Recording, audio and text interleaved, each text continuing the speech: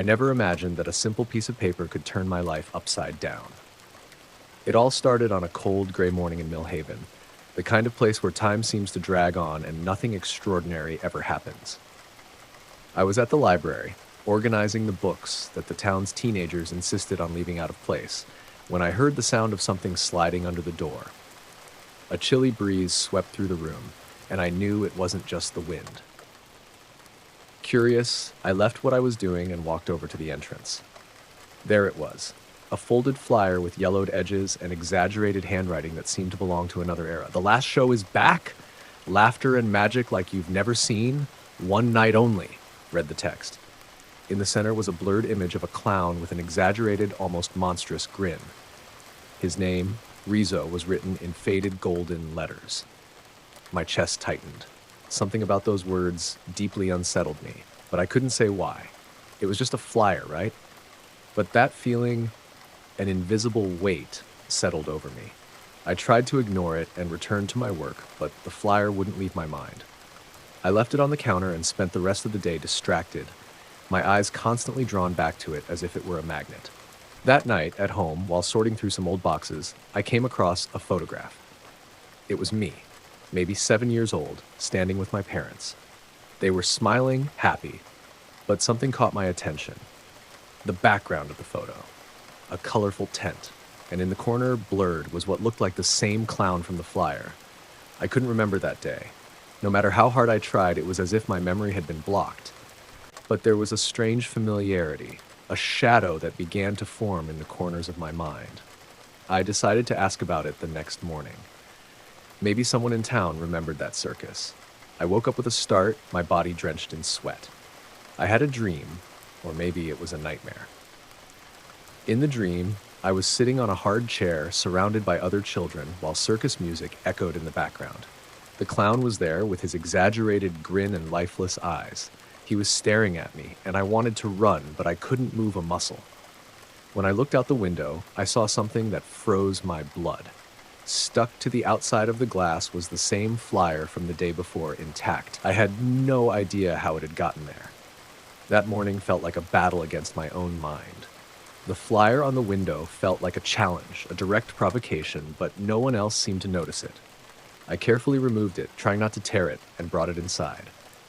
The feeling of unease grew, as if the paper itself carried a weight I couldn't explain. At the library, I sought out the older people in town, thinking they might remember the circus. First, Mrs. Whitmore, who was always eager to share stories of the past. But when I showed her the flyer, she just frowned. "A circus? Here? I don't remember anything like that, maybe in another town." That answer didn't make sense. The photo I found the night before clearly showed my parents and me at that place. I pressed on, showing the flyer to other residents, but everyone had the same reaction: confusion and quick disinterest. It was as if the circus had never existed. Later, while organizing a shelf in the library, I felt a chill run down my spine. Music. Faint, almost imperceptible, as if coming from far away, but still unmistakable. The classic sound of a carousel. I looked around trying to find the source, but there was nothing. Just the usual silence. Was I imagining things? Could it be that my mind was playing tricks on me? Suddenly, a child's laughter echoed through the room. It was soft, innocent, but completely out of place. I turned sharply, knocking over a book in the process. There was no one there. "Is someone there?" My voice came out shaky. No response. I picked up the fallen book. It was an old collection of folklore tales, and when I opened it, I found something that made me shiver. Inside, between the pages, was another poster. Identical to the first. It shouldn't have been there. The library was my domain. I knew every book.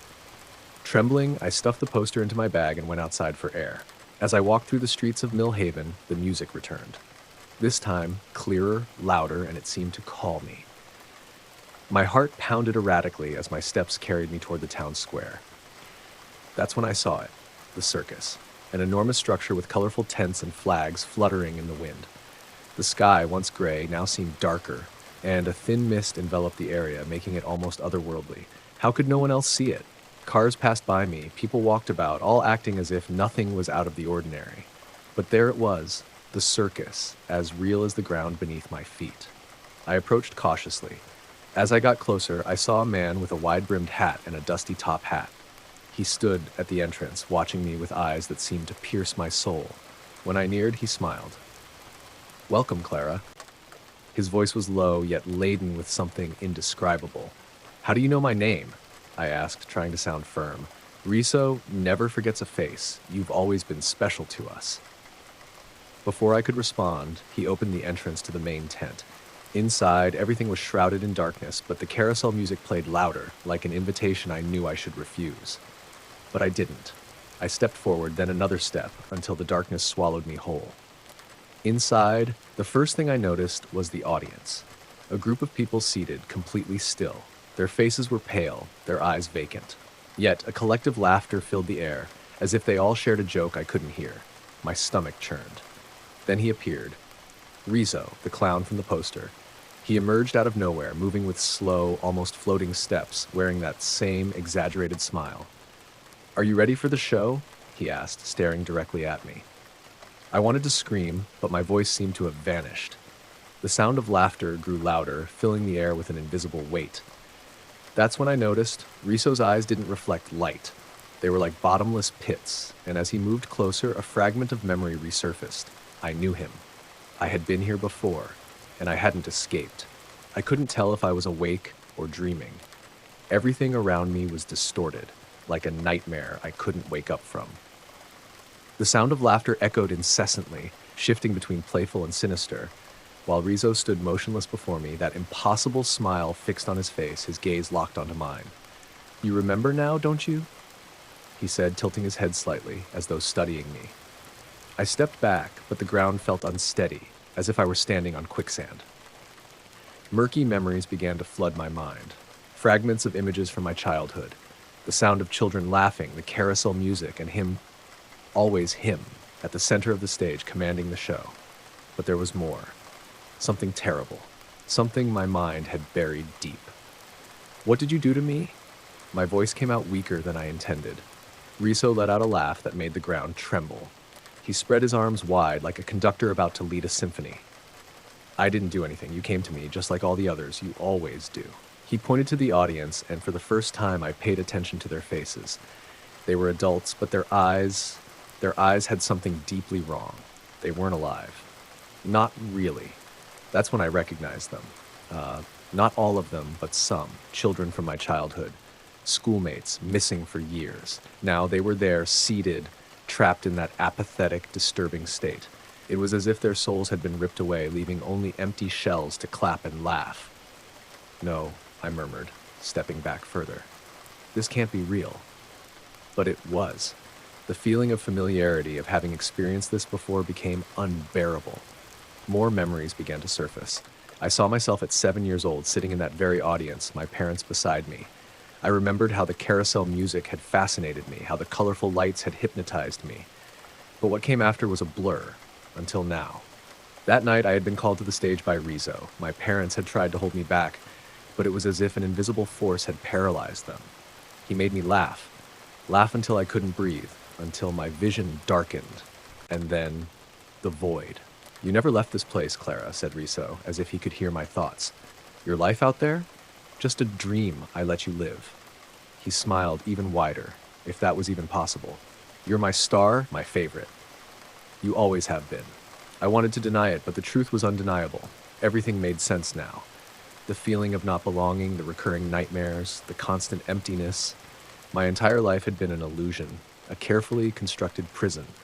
"I'm going to get out of here," I said, with a courage I didn't know I had. "No matter what you say, I will escape." Riso laughed again, louder this time, and the world around me began to shift.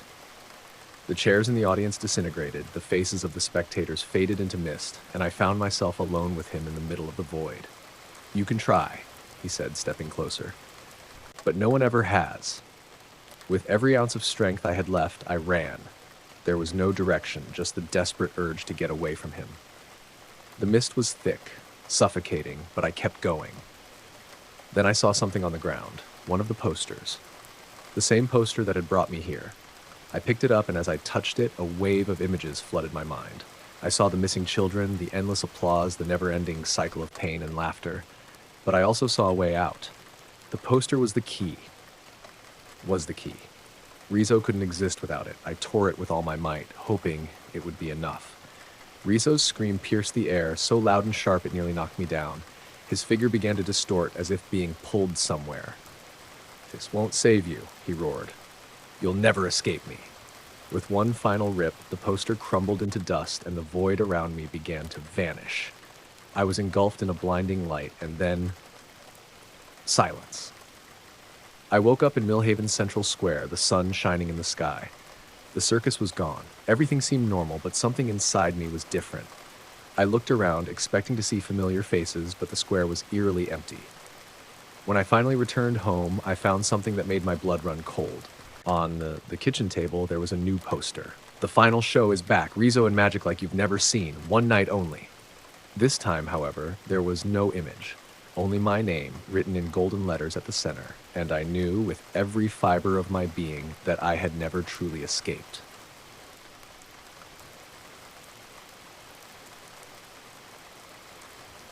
I never thought returning to my father's house could feel so heavy. The property, an old mansion in a Chicago suburb, had always had something strange about it, but I was willing to face any discomfort. It was the least I could do after his sudden death. As I climbed the creaking steps of the porch, a shiver ran down my spine. It wasn't the cold October wind, but something deeper, almost ancestral. Something about that house felt alive. The keys turned with difficulty, as if the door resisted being opened. As soon as I stepped inside, the scent of old wood and a faint odor of oil paint hit me, bringing back forgotten memories. My father's study was just as I remembered. Shelves crammed with disorganized books, a dusty mannequin in the corner, and, of course, his beloved marionettes. I had always found his fascination with those figures odd. Some were cute, even funny, but others seemed designed to give you chills. I climbed the stairs to what used to be my bedroom. The furniture remained untouched, as if no one dared disturb the past. The only new addition was a stack of boxes my father must have left before he died. They were labeled documents and personal items. That night, I decided not to touch anything. I simply collapsed onto the bed, exhausted from the long trip and the flood of memories the house kept forcing upon me. My work as a child psychologist was my anchor. The cases I handled required all my focus, giving me a reason to keep going even on the hardest days. The next morning, back at my office, I was finishing a session with Emily, a 6-year-old girl, when she told me something that made my stomach drop. He was there again, in my dream. The clown, Dr. Lisa. "The same clown?" I asked, trying to hide my discomfort. "Yes, with those big teeth. He keeps asking questions like, what I'm most afraid of, and then he laughs." Emily shuddered as she described the laugh. "It's loud and it hurts my ears." I jotted everything down as she spoke. She wasn't the first child to mention this clown. In the past few months, at least 5 of my patients had described similar dreams. A clown with sharp teeth who seemed to invade their nights, asking unsettling questions before laughing loudly. A coincidence? Maybe, or at least that's what I tried to convince myself. After Emily left, I sat there staring at my notes. Something about the clown's description felt eerily familiar, as if I'd seen him before. But where? I couldn't focus for the rest of the day. I tried to attend to more patients, but my mind kept circling back to the same question. What did these children have in common, and why did it bother me so much? That night, back at my father's house, I started going through the boxes. Some were full of old bills, others with black and white photographs. Then I found a red notebook with his name scrawled on the cover. I flipped through the pages quickly, but stopped when something caught my eye. A drawing. It was a crude sketch of a clown with sharp teeth, exactly as the children had described. My heart raced. This couldn't be a coincidence. Still holding the notebook, I looked at the basement door. It was locked, as it had been throughout my entire childhood. My father had never let anyone go down there, not even me. But now, more than ever, I needed to know what he had been hiding.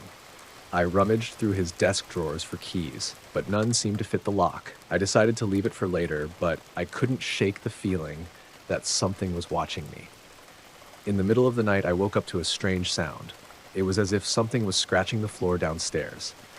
I held my breath and listened more closely. The sound stopped, but I knew it wasn't my imagination. The next morning, I convinced myself I had to investigate further. Whatever it was that my father had hidden in that basement was directly tied to the children's nightmares. And maybe, just maybe, it was also connected to something I had buried in my own memory. I wasn't ready for what was coming next. As sunlight cut through the mist surrounding the house that morning, I tried to convince myself that everything was under control. But something inside me knew that wasn't true. My father's notebook remained on the kitchen table, the grotesque drawing of the clown staring back at me. The lines were crude, almost childlike, but there was something alive in them. It felt as if at any moment the clown could leap off the page. I tried to busy myself with simple tasks, washing dishes, sorting more boxes, yet the feeling of being watched persisted. Every creak of the floor, every groan of the doors made me freeze for a moment. My hands trembled as I opened another box labeled Old Puppets. Inside, I found heads and limbs of unfinished dolls. One caught my attention, a clown's head with sharp teeth carved out of wood. It was as if my father had brought the drawing to life. A chill ran down my spine. I needed answers. I couldn't ignore the locked basement anymore. I returned to the study and searched through every drawer, every shelf, until I found a small bundle of rusted keys hidden in a tea tin. One of them stood out, a heavy, almost handcrafted key. I gripped it tightly, feeling the weight of the decision I was about to make. When I reached the basement door, I hesitated. The old wood seemed to pulse as if it were alive. Taking a deep breath, I inserted the key and turned it. The lock gave way with a click, and the door creaked as it opened. A smell of mold and something metallic hit me, and the air inside felt colder. I grabbed a flashlight and began descending the steps, each one feeling like a deeper dive into something I might not truly want to uncover. The basement was exactly as I remembered it in my hazy childhood memories, a cluttered workshop filled with old tools, shelves crammed with paints and woodworking materials. But there was something else. At the back of the room, a pedestal stood out under a dim spotlight. On it sat a puppet. It wasn't large, maybe the size of a small child, but its presence filled the space as if it were a giant. I approached it slowly, shining the flashlight on it. It was the same clown from the drawing, from the children's nightmares.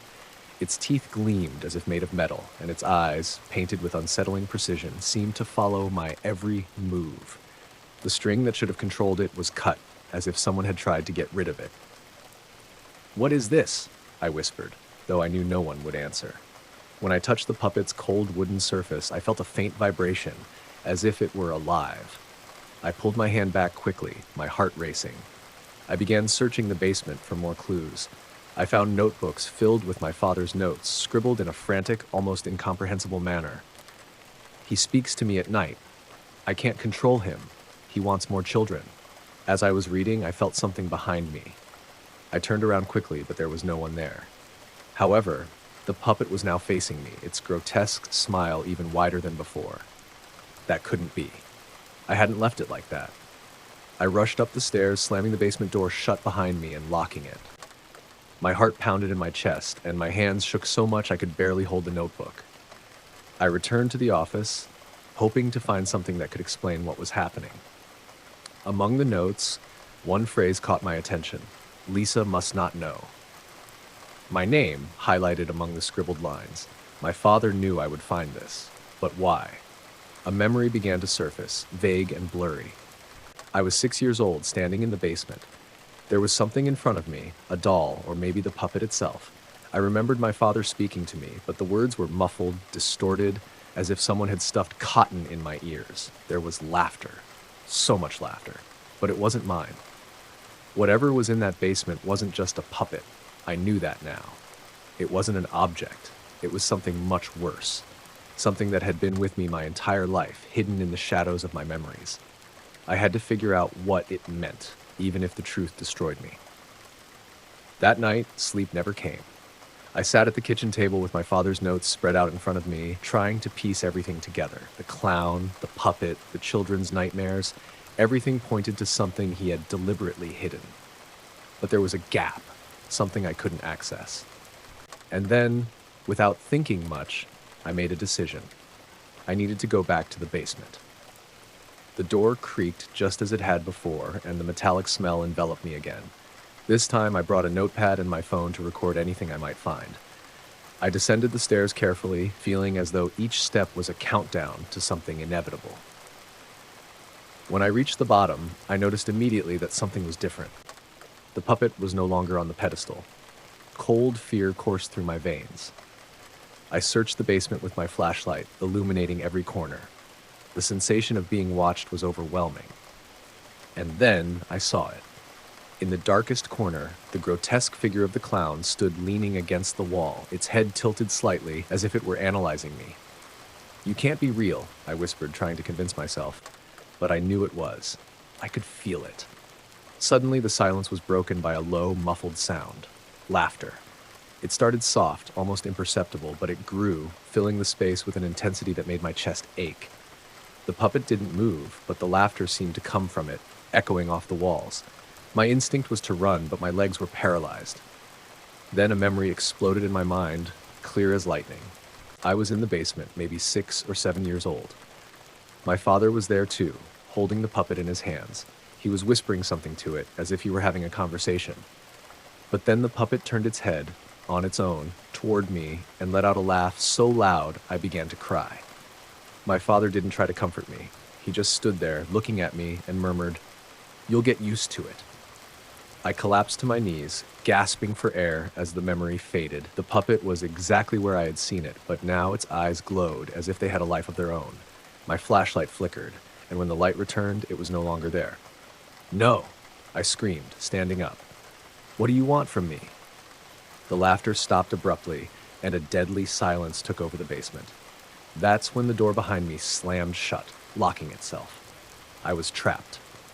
I looked around, desperate, until something on the wall caught my attention. A section of wooden planks that seemed loose, as if it had been opened and closed multiple times. I ran over and started pulling at the planks with trembling hands. Behind them I found a small, dark space, and inside it, a metal box. I opened the box, expecting anything, letters, photos, a journal. But what I found was worse. Cassette tapes labeled in handwritten text, Experiment 1, Experiment 2, Lisa, Session 3. My name. With trembling fingers, I placed one of the tapes in the recorder that was inside the box. My father's voice filled the air. Session 3. Lisa responds well to visual stimuli. The clown seems to provoke more intense fear reactions when it interacts directly. Laughter is effective for accessing repressed memories. I will continue the tests. The world spun around me. My father, he used the puppet to manipulate me, to test me. He had created it to explore my fears, but something had gone wrong. It wasn't just an object. Somehow, he had brought something else into it, something that couldn't be controlled. Suddenly, the puppet was there again, standing in the middle of the basement. This time, it moved. One step, then another. Its teeth gleamed under the dim light, and its laughter returned, now louder than ever. I backed up until I was pressed against the wall, with no escape. "You're just a piece of wood," I screamed, but my voice sounded weak, lacking conviction. The puppet tilted its head again, as if mocking me. And then it spoke, in my father's voice mixed with a distorted laugh. "I am you, Lisa." That's when I realized the truth. The puppet was more than just my father's creation. It was a manifestation of my trauma, of the fear he had planted in me as a child. I needed to face it. I grabbed one of the tools from the workbench, a heavy hammer, and stepped forward. The laughter filled the basement, but this time I didn't hesitate. I attacked the puppet with all my strength, smashing its head and limbs until it was nothing but pieces of wood on the floor. The laughter stopped, and the basement fell silent. When I climbed back upstairs, the house felt different. The air was lighter, as if a weight had been lifted. But even so, I knew I would never be the same. My father had created a monster, and I would carry the scars of it forever. Days later, while organizing the remaining boxes, I found something that froze my blood. At the bottom of a drawer, there was a jagged piece of wood with painted eyes. It seemed to be smiling. And then, faintly, I heard the laughter again. Ben and I have always had a thing for old and mysterious objects. Living in Ash Hollow, a small, forgotten village in the heart of Maine, felt like being in an old movie setting. Cobblestone streets, Victorian houses worn down by time, and an ever-present air of mystery. It was the perfect place for relic hunters like us. Weekends were usually spent exploring flea markets, thrift stores, and abandoned warehouses, always on the lookout for something that could tell a story. That's how we found the mirror. That Saturday afternoon, the sky was covered with low-hanging clouds, and the air smelled metallic, like impending rain. We stumbled upon a warehouse north of the village, hidden behind trees that seemed like guardians of a secret. The place, according to the man who let us in, used to be an old circus storage facility. He spoke casually, but there was something in his eyes, as if he wanted to warn us about something. We didn't pay attention. The excitement of exploring a space so steeped in history blinded us. Inside, the light was dim, filtered through dusty and cracked windows. The aisles were packed with junk, mannequin clown costumes, trunks filled with weathered props, and broken musical instruments. It was the kind of place that made you wonder what secrets had been left behind. While Ben rummaged through a pile of old books, I saw it. The mirror. It was leaning against the wall, covered by a worn-out sheet. Something about it felt inviting, as if it had been waiting for us. I carefully pulled back the cloth, and there it was. A mirror with an ornate golden frame, every detail carved with an almost macabre precision. It was bigger than I expected, tall enough to reflect a person's full body. The surface was clean, but the light it reflected seemed oddly distorted, as if the glass was thicker than normal. "Hey, Ben, come take a look at this," I called, unable to take my eyes off the mirror. He came over, holding an old leather-bound book. As soon as he looked at the mirror, he frowned. "Weird, right? It looks different." "I think that's what makes it special," I replied, trying to ignore the chill that ran up my spine. It didn't take long for us to decide to take it home. The man running the warehouse seemed almost relieved to get rid of it. "No charge. It's yours," he said with a nervous smile. That should have been our first warning sign, but the excitement drowned it out. It was a unique piece, perfect for our home. When we finally set it up in the living room, it looked even more imposing. The golden frame contrasted sharply with the simple and cozy decor of the house. I couldn't explain it, but something about it felt out of place, as if it didn't belong there. Ben laughed at my nervousness. "You and your imagination, Emma. It's just a mirror, nothing more." I wanted to believe him, but that night, I had my first strange dream. I was standing in front of the mirror, but the reflection wasn't mine. It was a grotesque clown with smudged makeup and a grin that seemed larger than any face should allow. It wasn't just mimicking me, it was watching me, tilting its head as if curious. I woke up drenched in sweat, and when I looked at the clock, I realized it was exactly midnight. The next morning, I tried to ignore the dream and go about my day, but something felt different. The mirror seemed darker, as if the light it reflected was being swallowed by it. While I was cleaning the living room, I felt as though something was watching me. When I looked at the mirror, my reflection was there, but it seemed delayed. Small movements like blinking or tilting my head didn't align perfectly with what I was doing. I swallowed hard and stepped back. "Ben?" I called out, trying to keep my voice steady. He came running from the kitchen, drying his hands on his apron. "What is it? You look pale." "It's the mirror. Something's wrong with it." He looked at the mirror and then at me, his expression a mix of concern and disbelief. "Emma, it's just a mirror. Maybe you just need some rest." I nodded, not wanting to insist, but deep down, I knew it wasn't my imagination. Something was very wrong with that mirror. That night, I tossed and turned in bed, unable to sleep. The dream of the grotesque clown still hung over me like a heavy cloud. Ben slept soundly beside me, but the sound of his breathing felt distant, muffled by a strange silence that enveloped the house. My gaze kept darting to the bedroom door as if expecting something to appear there. When I finally drifted off, the nightmare returned. I was in the living room, standing in front of the mirror, but this time, it didn't reflect my face. In the glass, a clown with empty eyes stared back at me, its grin even wider, as if it were trying to tear its own skin. Its laughter started softly, like a whisper, but grew louder until it filled the space around me. I tried to look away, but I couldn't. It was as if the mirror held me there. I woke up gasping, my heart pounding. I looked at Ben, still sleeping, and then at the door. But something was different.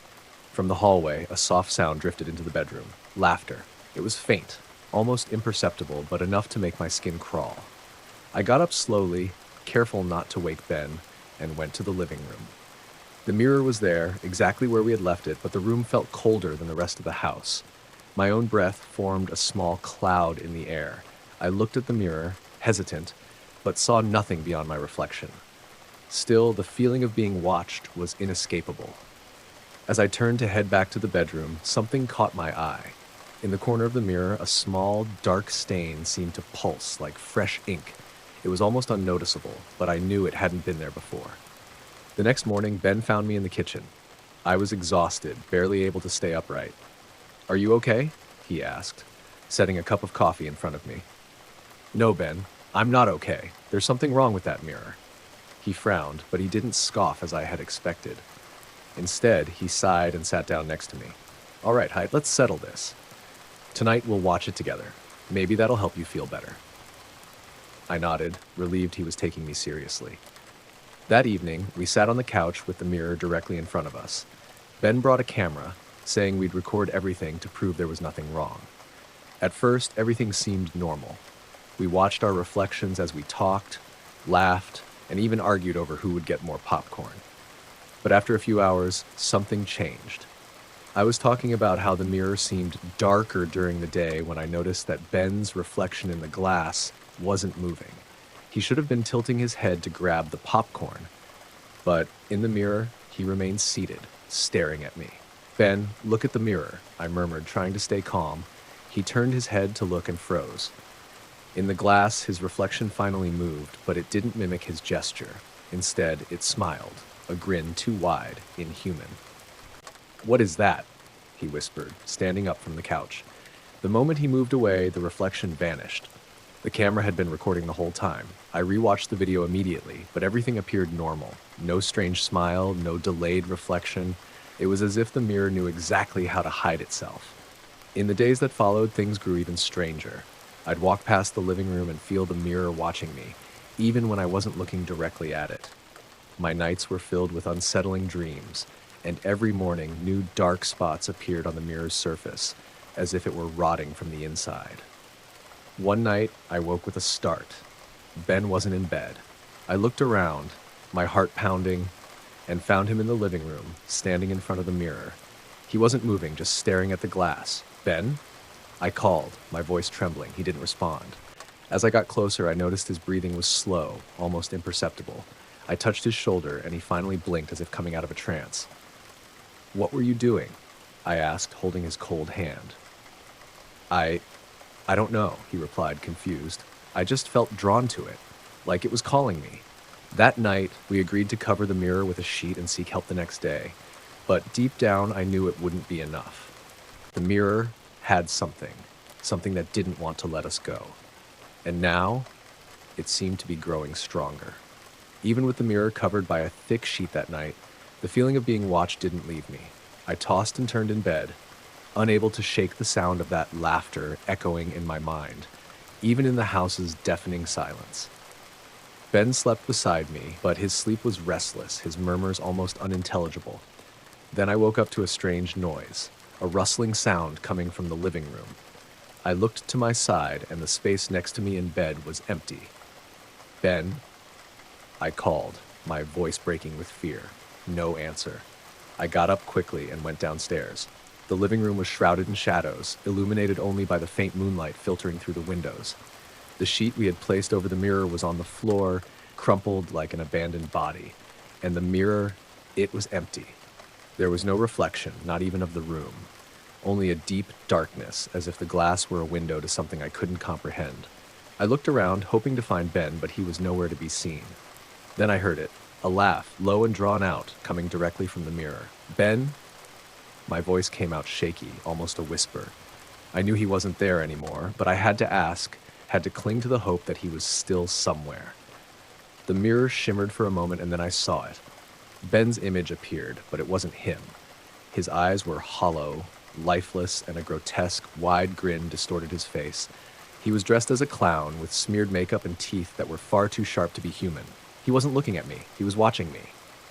"Emma," he said, or something that used his voice. "You brought us home." My body froze. I wanted to run, but my legs were stuck, as if the floor had turned to cement. Ben's reflection took a step forward, but not inside the mirror. He was coming out, crossing the glass as if it were a doorway. His laughter filled the room, echoing in a supernatural way. Without thinking, I grabbed the sheet from the floor and threw it over the mirror. The laughter stopped instantly. The room fell silent, so quiet that the sound of my breathing felt like thunder. I ran to the phone and started dialing the police, but I stopped before pressing the last digit. What would I say? That my husband had been swallowed by a mirror? That he was now some grotesque creature? With trembling hands, I turned back to the mirror. The sheet was still in place, but something felt wrong. The silence was so absolute, it felt like I was trapped in a vacuum. I grabbed a knife from the kitchen and approached slowly. With a quick pull, I removed the sheet. The mirror was empty, no reflection of myself, no room behind me, just an infinite black void. My heart was racing, but then something changed. On the glass, a small smudge began to form, slowly growing. It was Ben's face, but he wasn't smiling anymore. He looked terrified. His mouth moved, but there was no sound. He was trapped in there, inside the mirror, and something else was with him. "Emma, help me," his voice echoed, low and dragged as if coming from a distant place. I wanted to save him, but I didn't know how. That's when I noticed. In the depths of the mirror, other figures began to appear. Blurred, deformed faces, all with grotesque smiles and hollow eyes. They were closing in on Ben, laughing as they surrounded him. Desperate, I did the only thing I could think of. I grabbed a hammer from the cabinet and, with all my strength, hurled it at the mirror. The sound of shattering glass filled the room, shards flying everywhere. But the mirror didn't break like ordinary glass. Instead, it disintegrated like smoke being carried away by the wind. The floor where it once stood was empty, except for a thin layer of dust. "Ben?" I called out, but there was no answer. I looked around, hoping he would appear, but the house was completely silent. My heart sank. He was gone. Whatever had happened, I knew it couldn't be undone. Weeks passed, and I tried to move on. I went back to the shop where we had found the mirror, searching for answers. But the place was empty, as if no one had been there for decades. I asked the villagers about the shop, but they all seemed confused. Some didn't even know it existed. That night, back at the house, I heard something that made my blood run cold. Laughter. Soft, but unmistakable. I ran to the living room, but it was empty. On the floor, where the mirror had been, there was a new stain. Small, but pulsing, like fresh ink. And then, in the reflection of the window, I saw him. Ben was there, smiling, but he wasn't Ben anymore.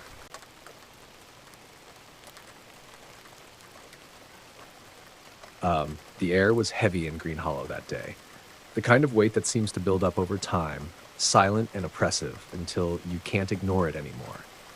Ryan's funeral had brought us all back together, me, Jake, Sarah, and Lauren, after years apart. We hadn't seen each other since we all went our separate ways in life, but now we were here again, united by a loss no one had expected. The small-town cemetery was shrouded under a cloudy sky, as if even the weather mourned Ryan's passing. I stood beside Sarah as the coffin was lowered slowly, remembering how inseparable we had been as kids. Ryan had always been the leader of our group, the one who pushed us into adventures that, deep down, we knew were terrible ideas. Now it all felt so distant, almost unreal. After the funeral, we ended up gathering at Ryan's parents' house. The house was as full of memories as it was of people offering their condolences. In a corner of the living room, I spotted a picture of all of us taken years ago. We were at the town's amusement park, smiling with melting ice creams in our hands. In the background of the image, the big circus tent glowed with colorful lights. At that moment, something stirred inside me, a memory I couldn't quite define. "Remember this?" Jake appeared beside me, holding a glass of whiskey. He pointed to the picture. "The amusement park. We spent so much time there, it's a miracle our parents didn't lose their minds." "Of course I remember," I replied, though I wasn't sure how much of that place was a real memory and how much was nostalgia. "And Felix?" Lauren asked, joining us. Her voice carried a melancholy that felt even heavier in the room. "The clown who did those tricks. He always had a way of making us laugh, no matter how bad the day had been." Sarah, who had been quiet until then, let out a short, nervous laugh. "Felix was weird, don't you think? I mean, he was funny, but also kind of creepy. I remembered his laugh. It was loud, almost exaggerated, as if trying to fill all the space around it. Back then, it just seemed like part of the fun. Now, it sounded different in my head, more unsettling. As the night wore on and the drinks kept flowing, the park became the center of our conversation. We started sharing stories about running around the rides, like about how Felix always showed up at just the right moment to surprise us with a joke or a trick. But the more we talked, the more I realized something didn't add up. No one mentioned what had happened to the park after it closed, or how Felix had simply disappeared. It was Jake who suggested it. "What if we went back there?" he said, flashing that mischievous grin that always meant trouble. "Just to see it again. I bet it's all falling apart, but it'd be interesting to check it out." Sarah shook her head, visibly uncomfortable. "It's late, Jake, and honestly, I don't think it's a good idea. The place must be completely abandoned, maybe even dangerous." But Jake always knew how to convince us. He always did. Come on, Sarah. It's just a park, just to take a look and reminisce about the old days. Who knows, we might even find something we left behind." I looked at Lauren, who seemed lost in thought. Finally, she sighed. "Could be good. Something to shake off this strange feeling." Sarah reluctantly nodded. And me? Well, something inside me was screaming that this was a terrible idea, but I couldn't say no. Maybe it was the alcohol. Maybe it was the desire to feel connected again. Whatever the reason, half an hour later, we were in the car, heading toward the park. The road to the place was narrower than I remembered, flanked by trees that seemed taller and denser. The silence was absolute, broken only by the sound of the car's engine. When we finally arrived, the park emerged as a shadow of what it once was. The lights, the laughter, the music, all of it was gone, replaced by rusting structures overtaken by weeds. It was as if time had forgotten the place. Jake was the first to get out of the car, and we followed hesitantly. The air felt colder here, charged with something I couldn't quite identify. As we walked among the abandoned rides, I noticed how the environment seemed to close in around us. The Ferris wheel was a skeleton of metal, the bumper cars were covered in moss, and the large tent at the center was in tatters, its torn canvas flapping in the wind. "Looks like no one's set foot here since the park closed," I murmured, my voice low as if I didn't want to disturb the silence. Lauren stopped abruptly, staring at the tent. "The sign's still there," she said. I looked where she was pointing. Above the entrance to the tent, a hanging sign swayed gently. The faded letters were still legible. "The show goes on," and that's when we heard it. At first, it was a faint sound, almost imperceptible, like someone shuffling their feet. Then, a laugh. Not just any laugh. It was loud, shrill, and familiar in a way that made my heart race. "That's just the wind, right?" Jake said, but his voice wavered. I wanted to believe that. I really did. But deep down, I knew it wasn't the wind. The laughter continued, echoing through the park as if it were coming from everywhere at once. And for the first time that night, I wondered if we'd made a terrible mistake. The laughter grew louder, sharp, and erratic, filling the heavy air of the park. It wasn't just the sound, it was the feeling. It seemed to surround us, coming from every direction at once, as if something was watching us. My muscles tensed, and I felt my heart pounding in my chest. I looked at the others. Jake tried to force a smile, but it was clear he felt the tension too. Lauren, pale, seemed frozen. Sarah just shook her head, as if trying to push away a bad thought. "That's not the wind," she whispered. Jake opened his mouth to respond, but before he could speak, the park's lights flickered on. It wasn't possible. There hadn't been electricity here in years, yet now the bulbs were blinking and glowing, bathing the park in an eerie yellow light. The music started soon after, a carousel melody, scratchy and distorted as if played on a damaged gramophone. It was almost cheerful, but every note felt off, wrong, as if twisted by something unseen. "We should leave," Lauren said, breaking the silence. "I agree," I murmured, already taking a step back. But Jake, ever stubborn, shook his head. "No, someone's here. Maybe it's a group of teenagers or something. They must have turned all this on to scare us." "Jake," Sarah protested, "look around. This isn't a prank." Even so, he was already approaching the big tent.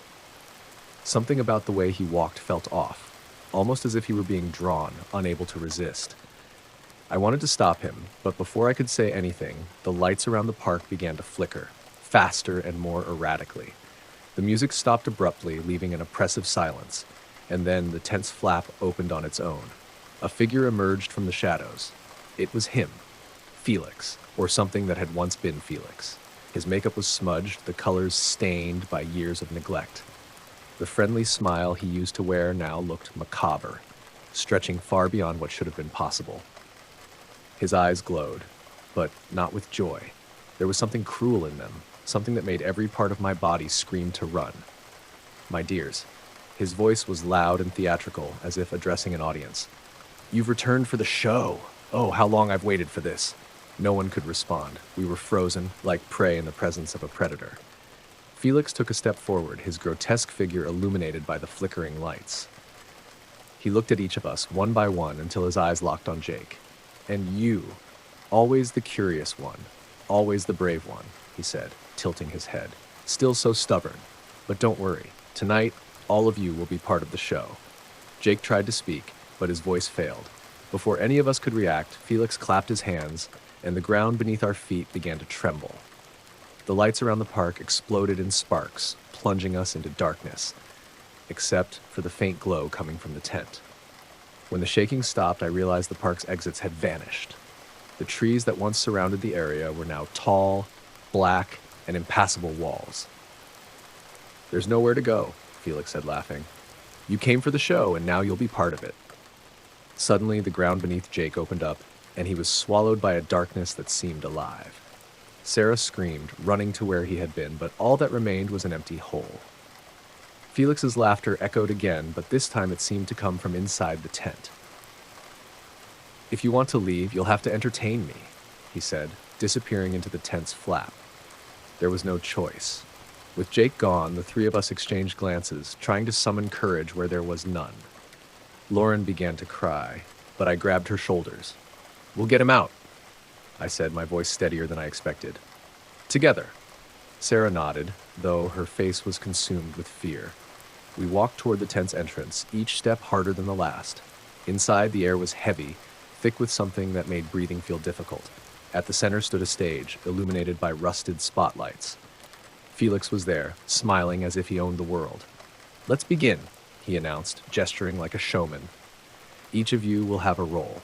And remember, the more fear, the more fun for me.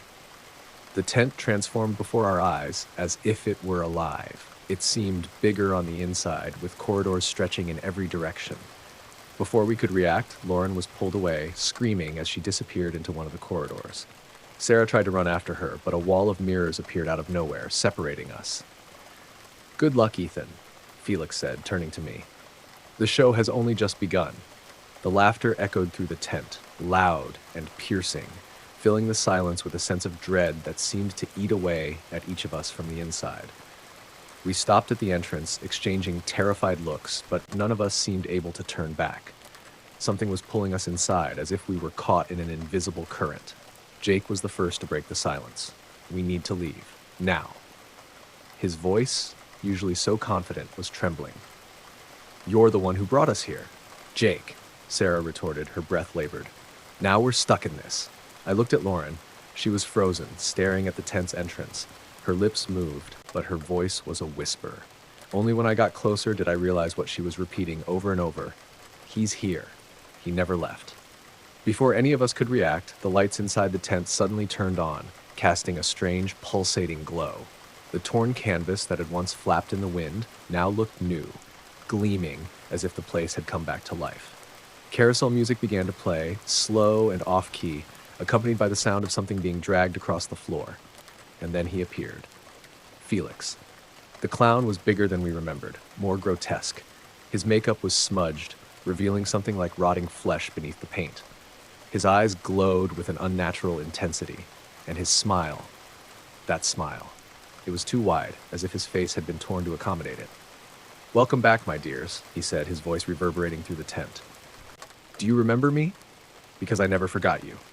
Lauren took a step back but stumbled, falling to her knees. Sarah clutched my arm, her fingers digging into my skin, while Jake simply froze, his eyes wide with fear. You laughed so much once, Felix continued, turning slowly as if addressing each of us individually. You gave me life, joy, but then you left. You abandoned me, left me here, alone. And do you know what happens to a clown who can't make anyone laugh anymore? He stepped forward, and the pulsating light inside the tent began to distort. The ground beneath our feet felt like it was softening, as if it were alive. "He rots," Felix growled, his smile stretching even wider. "But now you've come back. You're going to be my grand finale." Before we could react, the entire tent transformed. The ground opened beneath us, and we were separated, live, each of us falling in different directions. I heard Sarah and Jake's screams fade as darkness swallowed me whole. When I regained consciousness, I was alone on a stage. The lights were blinding, and around me the audience was full. But the faces were wrong. They looked like dolls, deformed and still, their eyes fixed on me. In the center of the front row sat Felix, clapping slowly. "Let's start the show, Ethan," he shouted, his voice brimming with delight. "Show everyone what you're really afraid of." The scene shifted, and suddenly I was in a room I recognized instantly, my childhood bedroom. I heard voices, the shouts of my parents arguing, echoing off the walls. It was the worst fear of my childhood, that feeling of being trapped in a place where no one saw or heard me. "You never escaped this, did you?" Felix appeared beside me, whispering. "You've always been the lost boy, waiting for someone to come and save you. But no one ever came." I screamed, trying to push him away, but my hands went straight through him as if he were made of smoke. The room began to crumble around me, and I heard his laughter again, louder and more terrifying. Suddenly, a familiar voice cut through the chaos. "Ethan, over here." It was Lauren. I don't know how she managed to find me, but there she was, reaching out her hand. I ran to her, and together we began searching for the others. We found Jake in a hall of mirrors, screaming as distorted versions of himself mocked him. We found Sarah trapped in a cage, surrounded by shadows, whispering relentless accusations. Felix followed us at every turn, laughing and taunting, but something changed when we united. Every time we supported each other, helping one another face our fears, the lights in the tent flickered and dimmed. Felix seemed to grow angrier, his form starting to distort. "You can't defeat me," he shouted, his voice echoing. "I am you.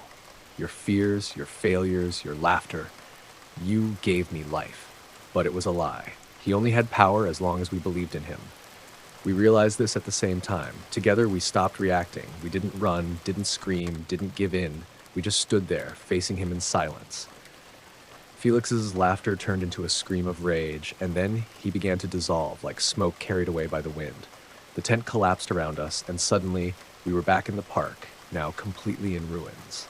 There were no more lights, no music, no Felix. We walked back to the car in silence, each of us carrying the weight of what had happened. We knew we had escaped, but we also knew that something inside us had changed forever. When I finally got home that night, everything felt quiet. I tried to convince myself that I was safe, that it was over. But when I turned off the lights to sleep, I heard a distant sound. Low, almost imperceptible. A laugh. The thrift shop had that characteristic smell of mold and old wood, a stagnant air that made you hold your breath without realizing it. I hadn't planned on going in, but Danny had been talking so much about Halloween that I thought it might be a good idea to take a look. He wanted a superhero costume, but I knew our budget was tight. Maybe I could find something that would make him happy, even if just for a moment. The seller was a thin, hunched man with small eyes that seemed to glimmer in the dim light of the place. He gave me a crooked smile as I walked in, as if he already knew what I was looking for before I said a word. "Costumes?" he asked, gesturing with his bony hands toward a section at the back of the store. "Yes, my son wants something for Halloween." My voice sounded more casual than I felt. There was something odd about the way he looked at me. I walked over to where he had pointed and began rummaging through the shelves. Old costumes, some torn, others stained with something I preferred not to identify. That's when I saw the mask. It was hanging in a corner, set apart from the other items. Its design was grotesque, a clown with skin as white as paper, large, intense eyes, and a wide grin that seemed to stretch beyond what was humanly possible. The red nose was cracked, and the slightly worn paint only made it more disturbing. I picked up the mask. It was heavy, as if made from something denser than plastic. When I turned it over, the inside was lined with a dark, rough material that seemed almost alive. There was something incredibly captivating about it, a strange pull that made me feel like I had to take it home. This mask, it's quite unique, I commented to the seller as I approached the counter. He hesitated for a moment, his eyes fixed on the item in my hands. It's not for kids, he said, his voice low and barely audible. It's not for him, it's just a prank.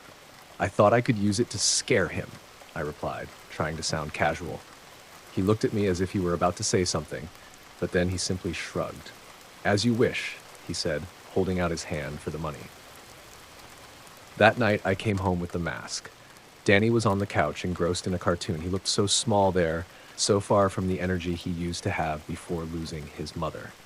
It made me think that maybe a little fun could bring back some of his joy. So, without thinking twice, I put the mask on. Immediately, I felt a slight dizziness, as if the air around me had changed. It was as though the mask's weight wasn't just physical, but something pressing down on my mind. I ignored the feeling and walked into the living room, trying my best clown voice to scare him. "Boo!" I yelled, raising my hands. Danny looked at me, and his reaction was instant. He screamed and ran behind the couch, his eyes wide with pure terror. "Daddy, no!" he whimpered, his voice trembling. "Your eyes, they're wrong." I took the mask off immediately, feeling sweat trickling down my forehead. Hey, calm down, Danny. It's me. Just me." My voice came out soft, but he kept staring at me like something was very wrong. I took the mask to my bedroom, trying to understand his reaction. It was just a prank. Why had he been so scared? I left it on the dresser and went to the kitchen to prepare something to calm him down. Later that night, when the house was silent and Danny was finally asleep, I walked down the hallway toward my room. Something made me stop in front of the mirror. The mask was still on the dresser, but for a brief moment, I thought I saw its reflection in the mirror, even though it was out of my line of sight. I shook my head. I must have been tired, but as I turned off the lights, I swear I heard it. Faint, almost like a whisper, a laugh. I woke up the next morning with an unsettling feeling, like something was off, though I couldn't put my finger on it. The mask was still on the dresser, exactly where I had left it. In the light of day, the previous night's events seemed less menacing, and I convinced myself that the laugh I'd heard was just a product of exhaustion. At breakfast, Danny avoided looking at me, stirring his cereal with his spoon without saying a word. "Hey, about last night, it was just a prank, kiddo. You know it was me, right?" I tried to sound lighthearted, but he didn't respond. He just gave a small nod, his eyes fixed on his bowl.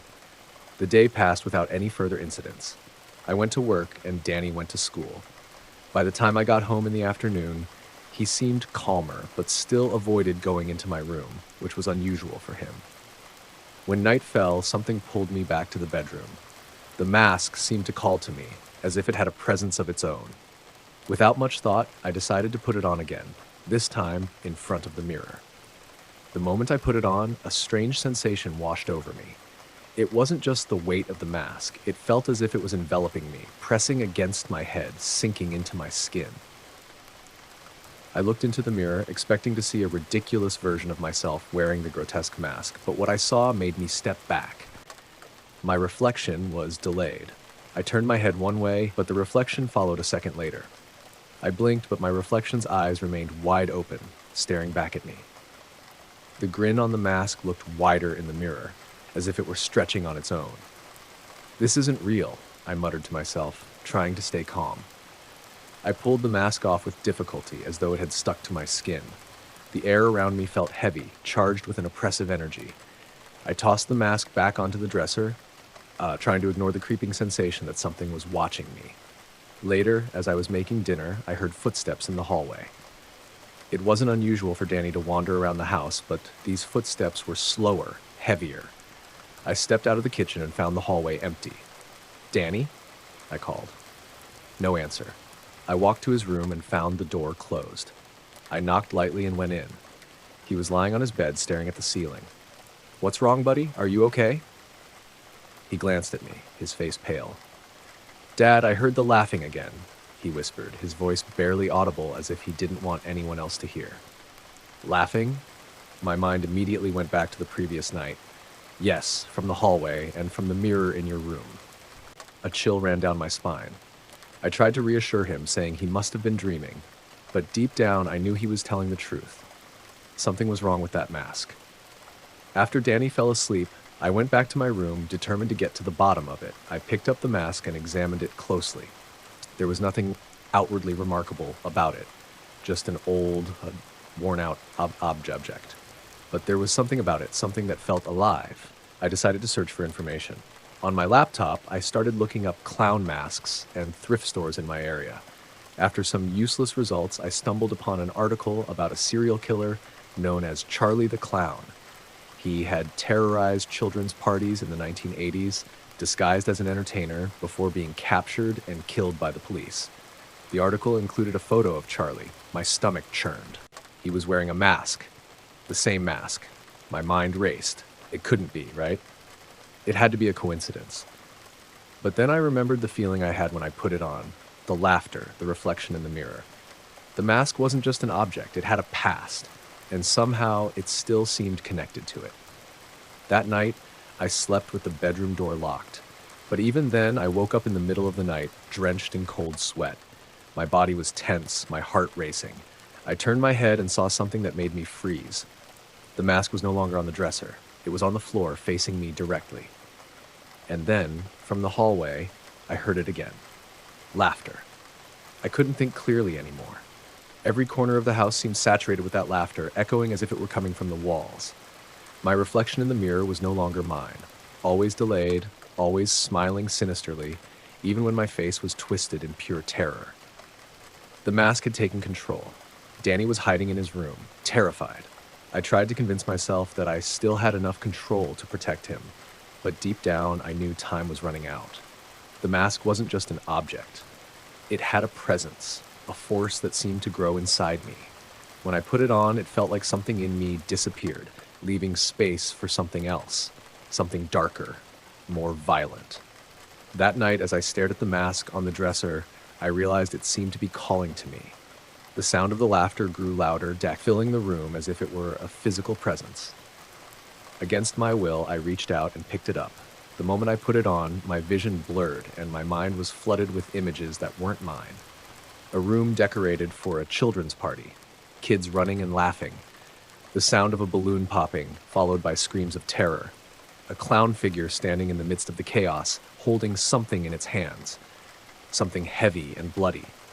I knew I was seeing through Charlie's eyes, the killer, and the more I saw, the more I felt there was no escape. His memories were merging with mine, making it harder to tell who I was and who he had been.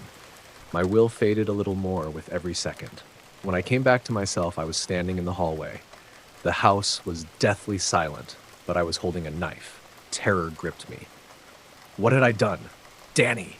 I shouted, running to his room. The door was slightly ajar, and the room seemed empty. My breath caught in my throat as fear overtook me.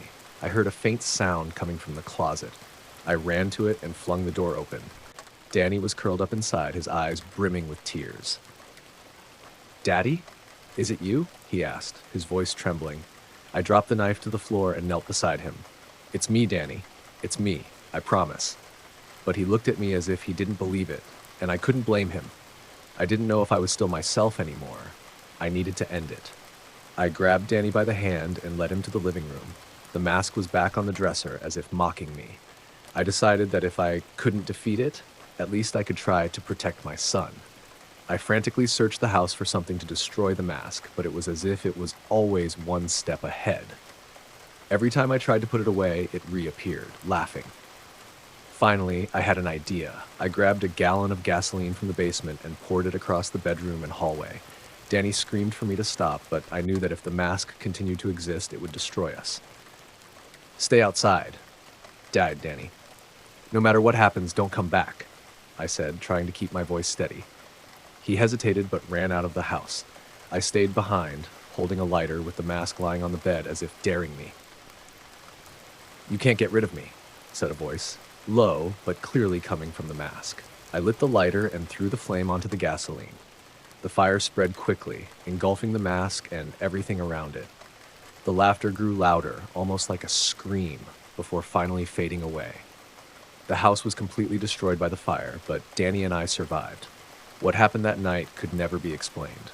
The mask, or whatever was inside it, seemed to have disappeared for good.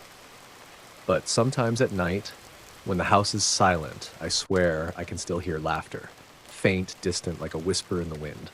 And I wonder if it's really gone, or just waiting.